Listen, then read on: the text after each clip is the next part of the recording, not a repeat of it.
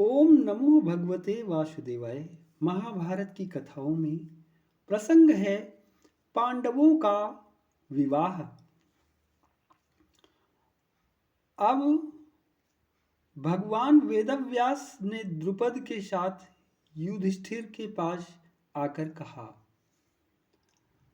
आज ही विवाह के लिए शुभ दिन और शुभ मुहूर्त है। आज चंद्रमा पुष्य नक्षत्र पर है, इसलिए आज तुम द्रौपदी का पाणी ग्रहण करो। आज ही विवाह कार्य संपन्न होगा। यह निर्णय होते ही द्रुपद और धृष्टद्युम्न आदि ने विवाह के लिए आवश्यक सामग्री जुटाने का प्रबंध किया। द्रौपदी को नहला धुलाकर उत्तम उत्तम वस्त्र और आभूषण पहनाए गए। समय होने पर द्रौपदी मंडप में लाई गई।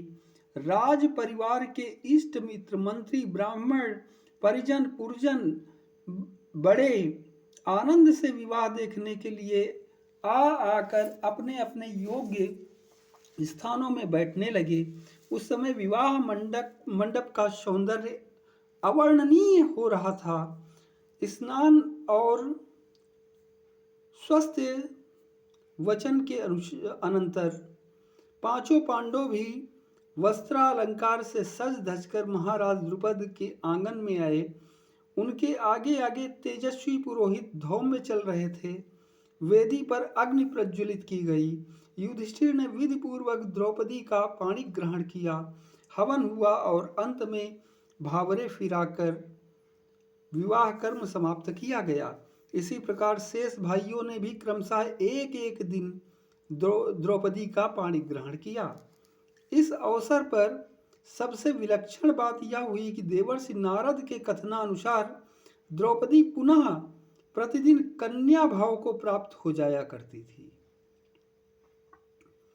विवाह के अनंतर राजा द्रुपद ने दहेज में बहुत से रत्न, धन और श्रेष्ठ सामग्रियां दी।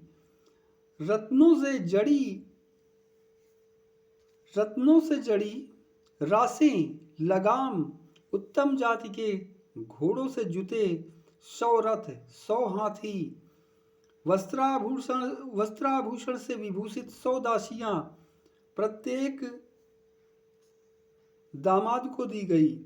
इसके अतिरिक्त भी बहुत सा धन, रत्न और अलंकार पांडवों को दिए गए। इस प्रकार पांडव अपार संपत्ति और स्त्री रत्न द्रौपदी को प्राप्त करके राजा द्रुपद के पास ही सुरक्षित सुख से रहने लगे। द्रुपद की रानियों ने कुंती के पास आकर कहा, उनके पैरों पर सिर रखकर प्रणाम किया। रेशमी साड़ी पहने द्रौपदी भी सास को प्रणाम करके हाथ जोड़े नम्र भाव से उनके सामने खड़ी हो गई। तब कुंती ने बड़े प्रेम से अपनी शीलवती पुत्र वधू द्रौपदी को आशीर्वाद देते हुए कहा, जैसे इंद्राणी ने इंद्र से, स्वाहा ने अग्नि से, रोहिणी ने चंद्रमा से, दमयंती ने नल से, अरुंधति ने वशिष्ठ से और लक्ष्मी ने भगवान नारायण से प्रेम ने निभाया है, वैसे ही तुम भी अपने पतियों से निभाना। तुम आयुष्मती, वीर प्रसविनी, सौभाग्यवती और पतिव्रता होकर सुख भोगो। अतिथि, अभ्यागत, साधु, बूढ़े और बालकों की आओ भगत तथा पालन पोषण में ही तुम्हारा समय व्यतीत हो। तुम अपने सम्राट पतियों की पटरानी बनो। जगत के सारे सुख तुम्हें मिले और तुम 100 वर्ष तक उनका उपभोग करो। भगवान श्री कृष्ण ने पांडवों का विवाह हो जाने पर भेंट के रूप में वैदूर्य आदि मणियों से जड़े हुए स्वर्णालंकार, कीमती कपड़े, देश विदेश के बहुमूल्य कंबल, दुशाले, सैकड़ों दासियां, बड़े बड़े घोड़े, हाथी, रथ, करोड़ों मोहरे और छकड़ों सोना भेजा। युधिष्ठिर ने भगवान श्री कृष्ण की प्रसन्नता के लिए सब कुछ बड़े हर्ष के साथ स्वीकार किया।